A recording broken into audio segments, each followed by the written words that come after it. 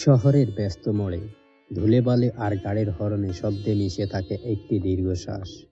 রহিমা বিবি, যার জীবনের গল্প পিছকে গেছে অনেক আগেই, কিন্তু তার দু চোখে আজও একটি রঙিন স্বপ্ন জ্বলজ্বল করছে।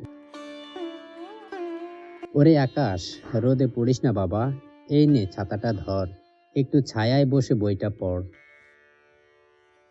মা, তোমার কপালে ঘাম ঝরছে, তুমি তো রোদে কষ্ট করছো, আমি ফুলগুলো একটু বিক্রি করে দেই।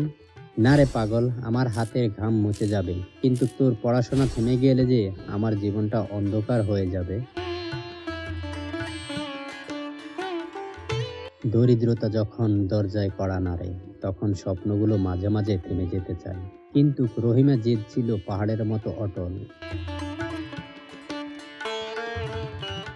মা, স্কুলের বেতন বাকি, বই কেনার টাকা নেই, আমি বরং কাল থেকে ওই চায়ের দোকানে কাজে লেগে যাই। খবরদার আকাশ, এই হাত দুটো দেখছিস, এই হাত দিয়ে ফুল বেচি শুধু তোর ভবিষ্যতের জন্য। তুই যদি হার মেনে নিস, তবে এই মা হেরে যাবে। কথা দে, যত কষ্টেই হোক তুই ডাক্তার হবি।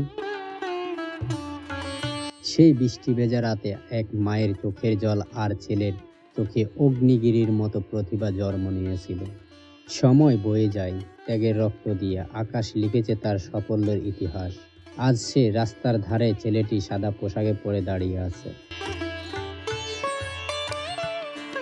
মা, ভিতরে এসো।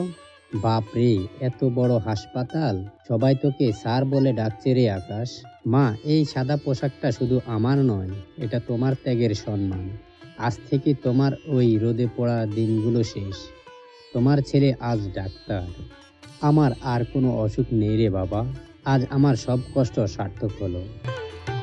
সফলতার শিখরে পৌঁছাতে বড় কোনো প্রাসাদের প্রয়োজন হয় না, শুধু প্রয়োজন হয় একজন মায়ের অদম্য ইচ্ছা আর একটি সন্তানের কঠোর পরিশ্রম।